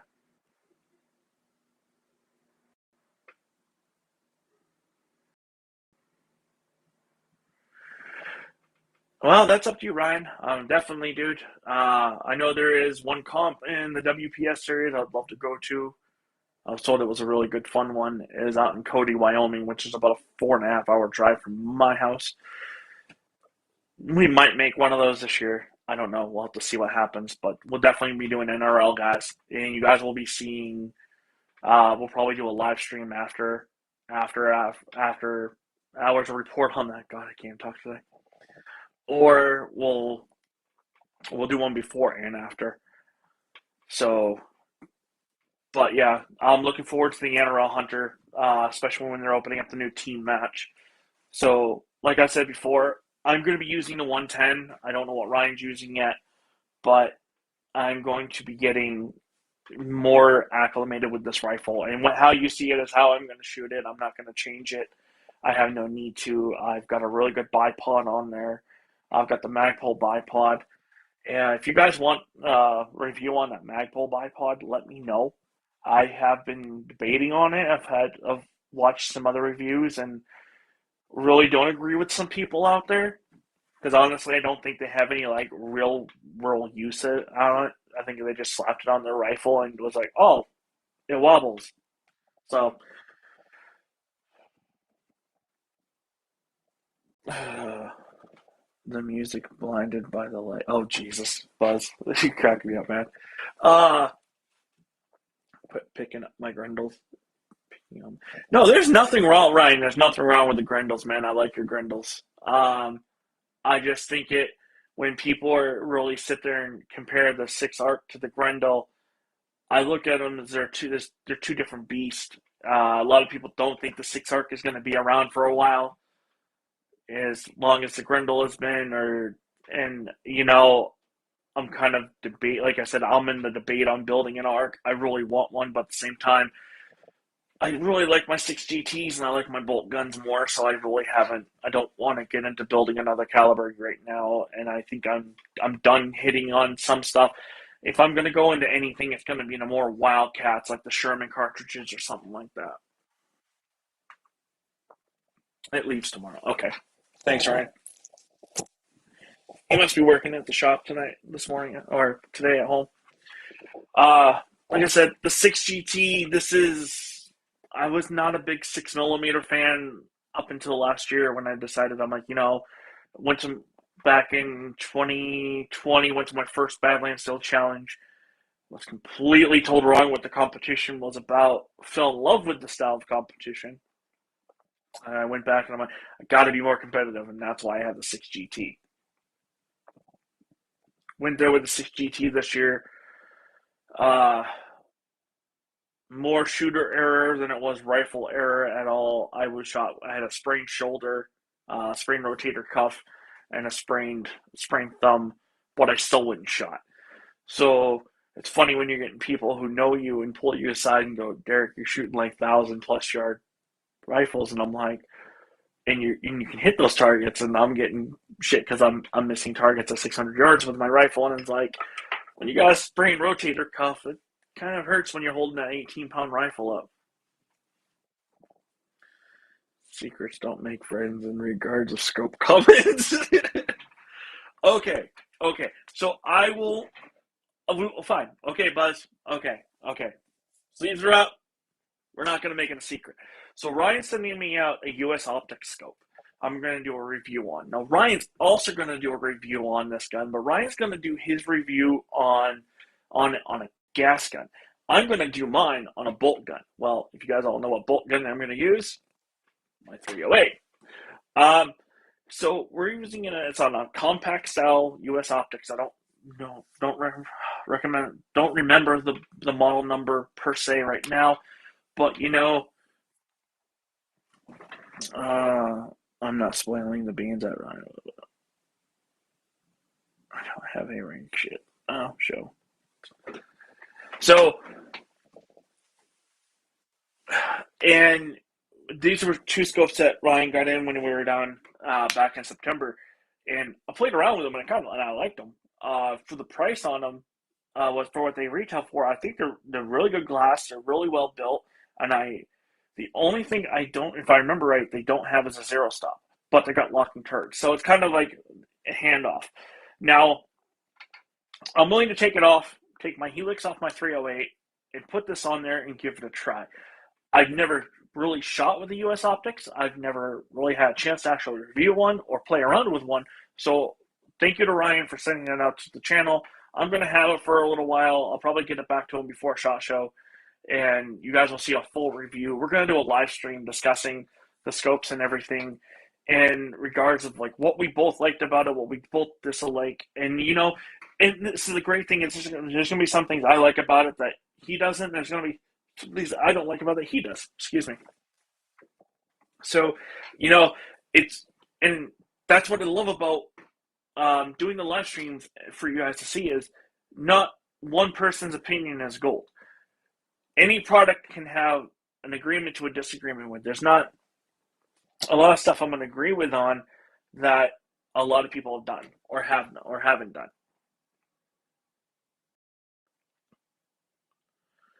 Oh, y'all really need to try the Warren Skyline bipod.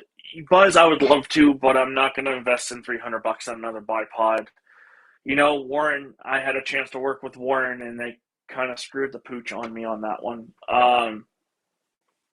I've thought about it. They make a damn good bipod. I like their bipod. Once again, another product that I don't see much around, and it's never really in stock on their website. So that's why when I had a chance to work with Accutech this year, I jumped on it. So that's why my preferred bipod for my PRS rifle is an Accutech SR5. Yes, it's a little more on the heavier side, but it's a solid, stable bipod, and I can mount that thing on my 6GT. I can mount it on a 338 Lapua. It's solid and stable, and I don't have to worry about if it's going to break or not. Plus, it's made in America, and it's, like I said, it's a solid bipod. So I really like it. You're all on your own thinking 9mm. What's the best one for a person to start off with? That would be that would not be real expensive, but a good carry 9 for a person just to start off with. Okay. So Dennis's question there was, what is a good 9mm for somebody to start off with, and that's not expensive. I will go back into in the beginning of the live stream when I said set a budget. So, person sets a budget for $400. Let's use that for an example. There's a lot of decent nines out there for $400 now. You have the Ruger Max 9. You have the Shield by Smith & Wesson. You have the Glock 43. I don't think you're going to get a 43X for $400, but you get a 43. You got the SCCYs, I believe that's what they're called, which are okay. You have the Tauruses, you got the G3s, you got the G2s, you got the G3Cs. They're not bad pistols. They fit pretty good in the hand. I just never really had any time to play with one. I've heard people say they like them. You have the new Taurus. What is it? I don't want to say it's a G4, but I can't remember the actual name. Max over Slav Guns did a live stream on it. He did the releasing on that Taurus. That's actually a nice Taurus. I've looked at one. There's options out there for that price point. And if you're trying to go for the $100 range, well, you got Jennings and you got High Point. Guaranteed to go off once, that's about it. Great boat anchors, though. Great boat anchors. So, yeah, I'm not for nine. When it comes into for a good self-defense carry pistol, I would definitely recommend anybody into a Glock, the Walther PDP. What else is there? There's the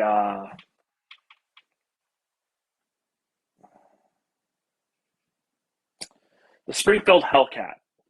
If you're in that $500 mark, the Springfield Hellcat is probably the most highly recommended pistol in the micro compact 9 world that I would recommend. Even with a guy who has big hands like me can shoot that gun comfortably and shoot 124 grain plus piece. I really should do a review on that pistol because that pistol is really phenomenal, and I really like it over the SAPE 365. This 365, I was there for when they launched it at the Great American Outdoor Show back in 2018. Same with the Shield. No, it was the Shield Easy 380, but I was not a big fan or fond of that pistol.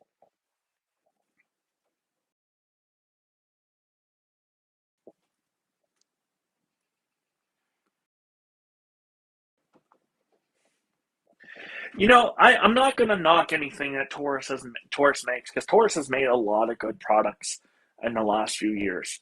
And you know, if the G2 or the G3C is the only thing you can afford to carry, at least it's something and it's better than having nothing at all.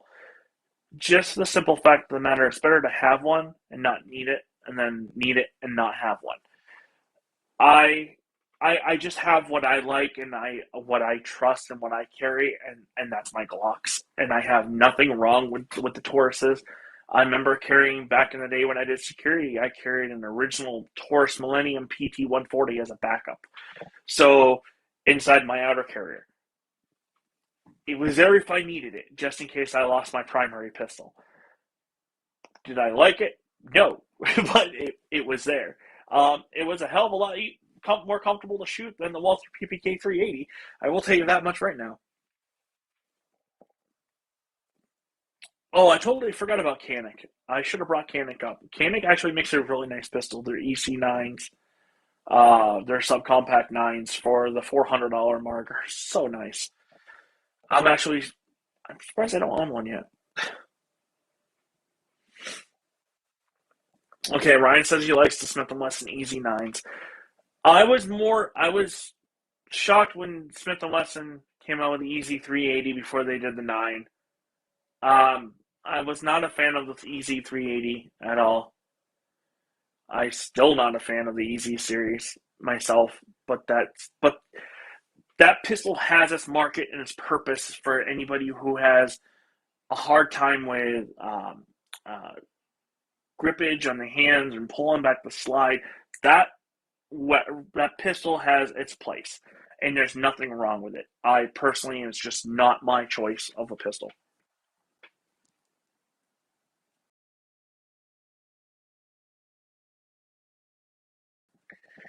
No, see, and Buzz, this is why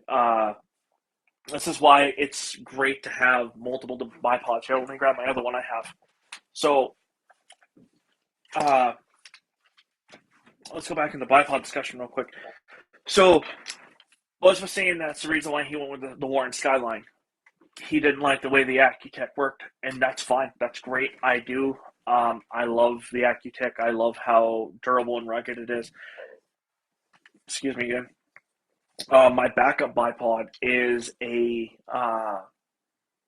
Fab Defense Spike, and it's a great bipod. I have adapted it to the Arca Swiss rail with an ICD mounting system.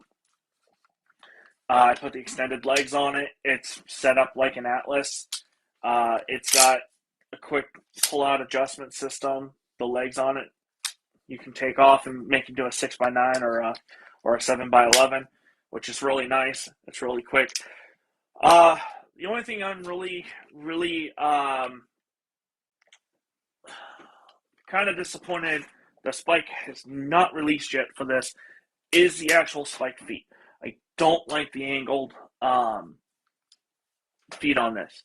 If they were round or even domed like the Magpoles, I would like this more. And, you know, once you get this bipod working the way it's supposed to, it's not a bad bipod. I use this bipod more on my 22 LR, my RPR. I have two of these. I have this one, I have a tan one, and the tan one's on my 6.5 Creedmoor. Now, if I'm running the 6.5 Creedmoor, I put my Accutech. If my son's running the 6.5 Creedmoor, he runs the Spike. These are great bipods, and these are, I think, running about $150. Sometimes you can find them on flash sale on Optics Planet. I got lucky one day and found it for 70. And they're great bipods. They're just not. I ran it as my primary for a while before I got my Accutech, before I started working with them, and they're great. I mean, they're a phenomenal product. They're well worth the money. I've written reviews on these. I really like them. They're a great alternative to an Atlas. This is a great alternative to an Atlas. I don't own an Atlas, and I might buy one down the road, but I'm not. I'm really happy with Accutech. Now, the one thing I didn't like about this was the way it rocks. I like the Magpul more. I like how it hits on a pivot, on a pin instead of a platform. I'd show you, but I can't touch the firearm on the live stream. Thanks to YouTube. Thanks, James. I appreciate it.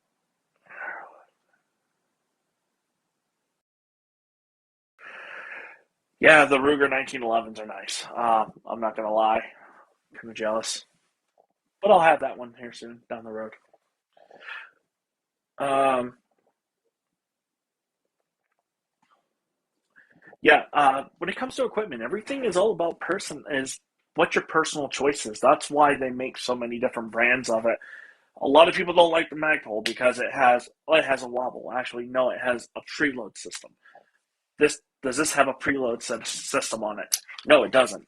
Uh, and after running the Magpul for a season and then going to this, it was like, okay, I'm looking for that preloading and it's not there. So you have to adapt to your situation. You gotta improvise and overcome what you're where you're at. Uh, my architect doesn't have a preload, but I got used to it because I was running this. Now, this is a great bipod. I've shot many. I've probably shot about 5 matches with this one, and probably a few hundred rounds on it. Especially with the 6.5 Creedmoor, because this was the main bipod for it for a while until I got the tan one to match it. But yeah, it is what it is, guys. Um, you're saying you're saying block's wrong. I'm kidding. They're good firearms. Glocks are not wrong. Glocks are right. That's what Mama says. Um, if you guys know that reference from the movie, you guys will understand. uh, Once again, a lot of stuff is all personal preference. I've had the ability the last couple of years to build my rifles the way I want them and not have to go instead of buying something off the shelf. The 6.5 Creedmoor I have, the Savage 110 Tactical Precision, sorry, the 110 Precision. I wasn't fond of that rifle when it first launched, but when I got my hands on it, I fell in love with it. So did my son, and that's why we own it. So, and I never told him, and I got away from ever wanting a 6.5 Creedmoor because my brother-in-law, it's a fanboy rifle. It's this, it's that, and it's like. But in the competition world, this is where this rifle stands. This is where this cartridge stands. Do I hunt with 6.5 Creedmoor? No. I hunt with 308, 30-06, 270, maybe 270 short mag down the road. We'll see. No, I no, Buzz. I know you're kidding. And that's why I tell anybody. I tell everybody when it comes to firearms, it's all personal preference. There's stuff that out there that I like, and there's stuff out there that I don't like. And the same with products. I think like there's pistol braces you put on your Glock. Why? I just never saw the point in it. I just same with reloading stuff. You have 7 or 9 different main presses out there on the market. People ask me why do I have a different press for each brand? Or each brand is a different press because I started on an RCBS and I wanted to go back to one. I love my Mac Marksman. The Hornady has been a good press, and that's why we're keeping it. That's why I have an electric prep station for reloading, and I don't do the hand tools because we figured out when after about 150, 223 cases, your hands start cramping up and you're walking around like this around the house. so, let me read a question here from Joe. I'm flexible when I get it means I have to have some. I'm picky about setup. Well, be picky on how you set up your rifle and how you do it. Honestly, with this Savage, I wasn't gonna put the Warren rings on it, but I had them in the safe and saved me from having to buy them. They were a gift from somebody, so I bought them. I mean, so I took them and I put them on this rifle, and I'm glad I did because walking through the woods, uh, they appear to have really well. And one day I slipped on something on my shop, and my rifle went slammed on the ground. Never lost zero on that scope. I think it's more or less due because I had really good rings on it. My bubble level will get changed out, probably to a Lone Star. I do have a review on a bubble level from Mountain Tactical. They're out of Belgrade, Montana, and we will be doing more stuff with them. I'm actually going to get a hold of them and see if I can set up some time to go out and do some videos with them. Mountain Tactical is a really good company. They started off doing a lot of stuff with Tikas. I have no experience with Tikas, unlike Alex from Affordable Optics and Rifle Reviews has many years of experience with Tikas. Same with Logan from West There's a Shooter. Now, I might later down the road get a Tika and probably be in a 308 just because if I like it, I want to shoot it. I don't want to be a safe queen. Unfortunately, some of my stuff is safe queens right now because reloading components are a bitch. And I apologize for the swearing. Mama says Glocks are the devil's tool. Oh, Ryan got it. Okay, Ryan got that quote. That's awesome. Uh it's I don't put anybody down for what anybody has. And I've seen some people pull out Ruger Americans at the range and they will nail the balls off of a fly at 100 yards. Out even trying. And it's a stock, completely stock rifle. And I'm like, damn, lucky shoot. And he's only running a 3 to 9 by 50 SIG optic. That's it. I mean, nothing special. Or a 3 to 9 by 40 or something like that. It's nothing special. But it's his. It's what he could afford, and he made it work. Because I was lucky, the Element sent me out the Helix, and I really like this scope. I would highly recommend the scope if somebody wants a good second focal plane scope for hunting and that can afford $400. And it's got a nice ranging reticle in it that goes out to 6 mils. So, and the scope meet and exceeded my expectations for hunting. I honestly wanted to hunt with the first focal plane, but I could live with a second, and I had no issues with it. Yeah, see, Morgan says he shoots all of his guns at Morgan. No safe queens in my home. I can't see the target clearing past 7 yards. Chris.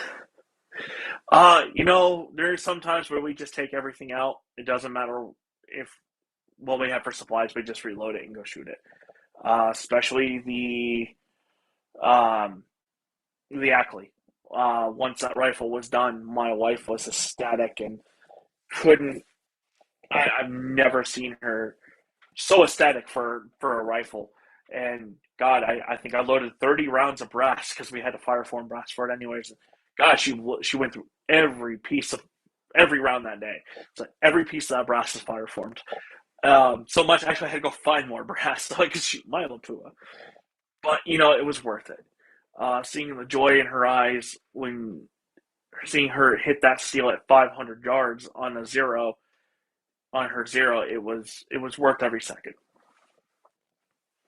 I could shoot all my guns as well. Some just take longer to naps than others. Yeah, unfortunately, I agree with you. I have ones that do take naps. We have a 224 Valkyrie. That one's on a nap. Ryan's a big 224 fan. I'm not. I actually got pissed off at that cartridge. If you guys all know, I'm a 338 fan. So when I had a chance to buy some 338 brass at 95 cents a piece that was once fired, well, it found its way home. It was in my truck. And it's going to go to good use.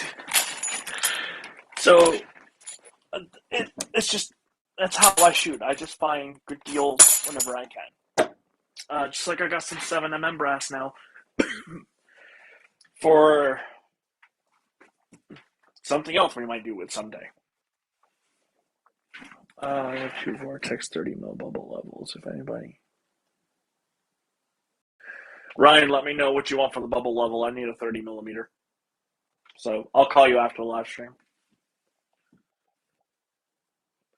So, yeah, guys, I want to do a video on bubble levels and different integrities and styles. And I think I'm going to do one on scope, different 30 millimeter scopes. I really want to put this Helix up against maybe the Blackhound. With Blackhound launching their new second gen line of scopes this next year, and me being one of the first 15 people in the country to actually play with one of them and evaluate and give my opinion on it, we're going to get one on the channel. And if I'm hoping they actually took what we all said to heart on it, made those slight little tweak changes on it, I think it's going to be a phenomenal scope. And for the price that it's going to be, I think it's going to be a heavy hitter.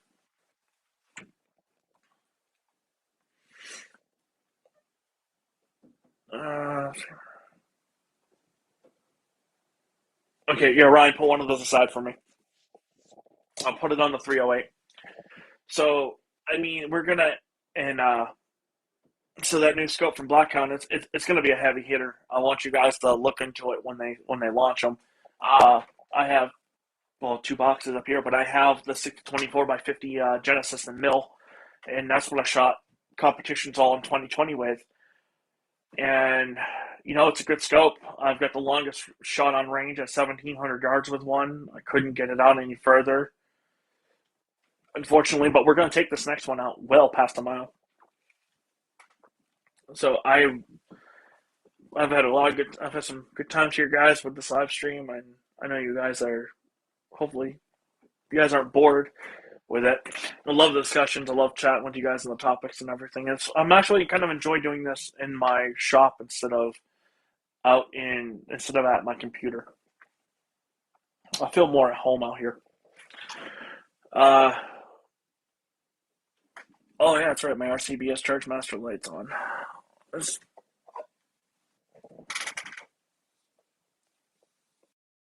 I haven't even. Damn, there's powder all over it, and I haven't even used this thing yet.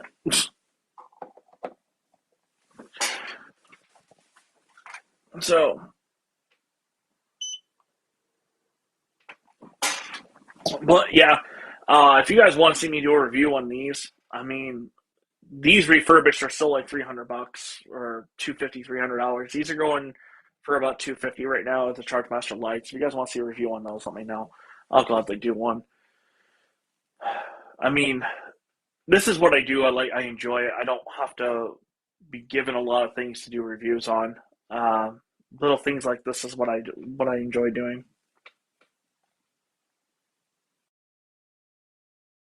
Thanks, man. Appreciate it.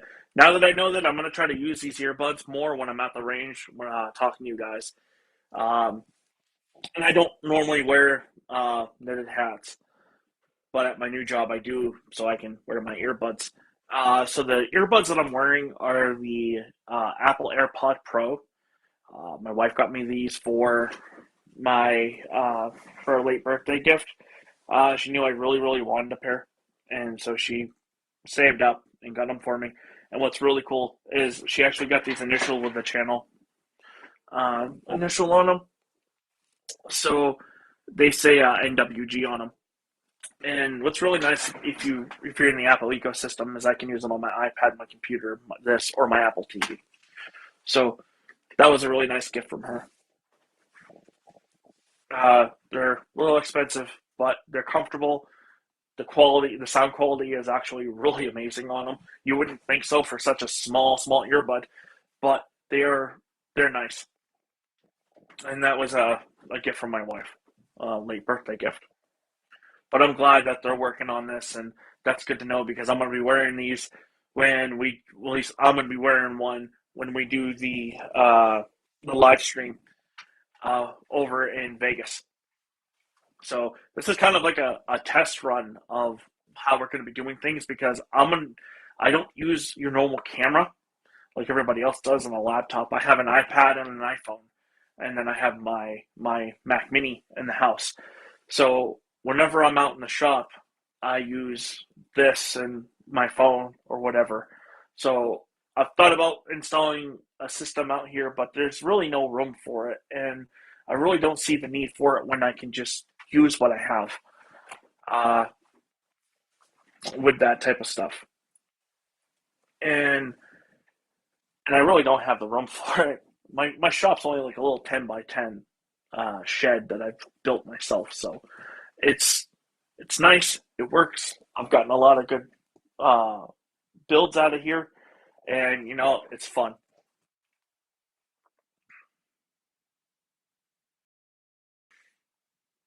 Your wife's done good. I will let her know, Buzz, that she did good. The ones I was using before were and I just had them less than a month, and she really wanted these ones, were the Power Beats Pro, and she really wanted those ones, so she kind of got a fair trade off. That's why whenever you guys see me with this in my hand, it's my Apple Pencil.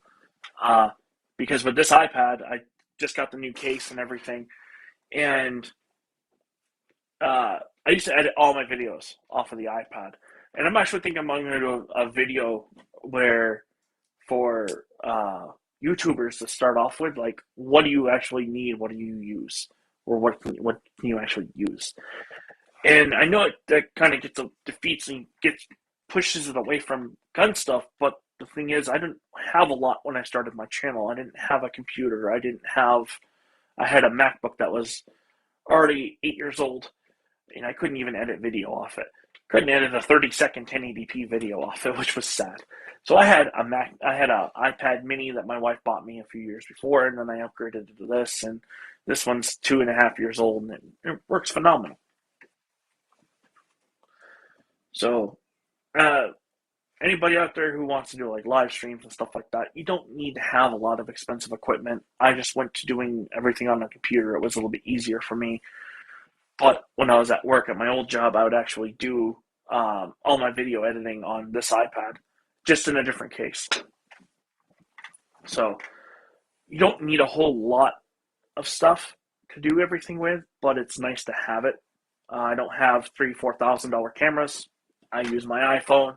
That's what I'm using right now to live stream on.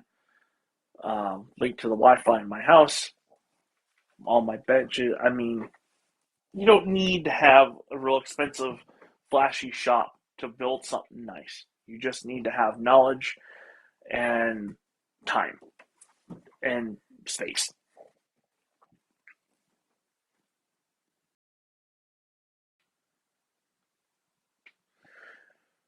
So, uh, well, guys, I think I'm going to end the live stream. I've got the kids coming home here real soon. I've got some parts coming in from Long Shot Precision, a new bottom to the adjustable bag rider for the 338. And I've got to actually fix that. I got to get some stronger weight epoxy to put in that stock and fix the mount for it, which is nothing wrong with it. It's just it came loose, and I'm sick and tired of screwing it back in. But you guys will be seeing a lot more stuff coming up from Ryan, and I really hope you guys really enjoy it. And Ryan's a great guy, and I hope you guys enjoy having him on the channel. I enjoy having him on the chat.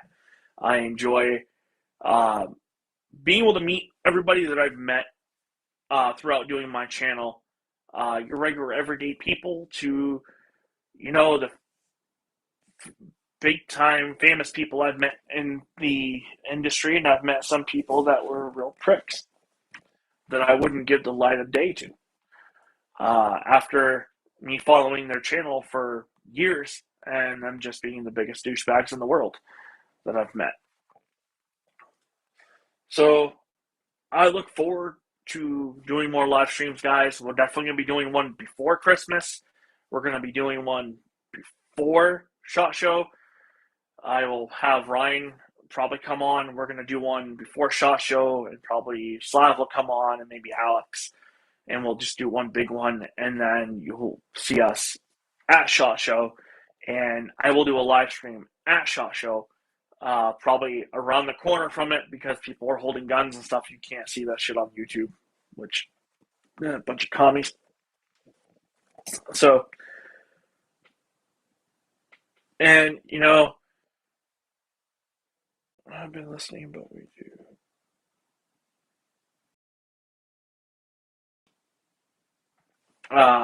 if you guys ever have any questions you want to ask me, you guys can message me on the group and Discord, or personal or direct message me there. You guys can message me in the group on Facebook. And sometimes you guys can direct message me through Facebook directly on there also. I love the chats. I love if I can help you guys or recommend something to you. I really enjoy that. I know Buzz has.